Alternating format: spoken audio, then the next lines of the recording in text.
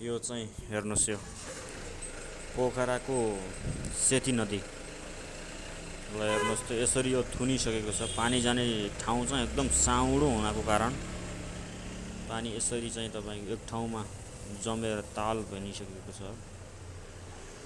ल हेर्नुहोस्, चाहिँ माथिबाट आउने चाहिँ पानीको स्रोत चाहिँ एकदम ठुलो भयो। जाने ठाउँ चाहिँ अलि साँघुरो हुनाको कारण यो पुरै हेर्नुहोस् त, यसरी पानी जम्मा भएर तपाईँको पुरै ताल भइसकेको अवस्था। ल हेर्नुहोस्, यो यसरी पानी यहाँबाट पुरै नदी हिँडेको अवस्था। यहाँ चाहिँ ठाउँ साँघुरो भएर पानी पुरै यसरी ताल बनाएको छ। अनि पोखराको सेती नदी हो यो। यहाँ चाहिँ पहिला वारिपारि चाहिँ यतापट्टि चाहिँ बस्तीहरू थियो। यो चाहिँ अब सधैँभरि वर्षमा तपाईँको यो ताल पर्नाले केही बस्तीहरू चाहिँ तपाईँको यो पानीले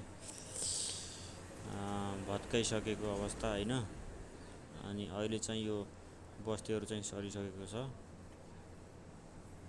यसो छ हेर्नुहोस्, पोखराको दृश्य।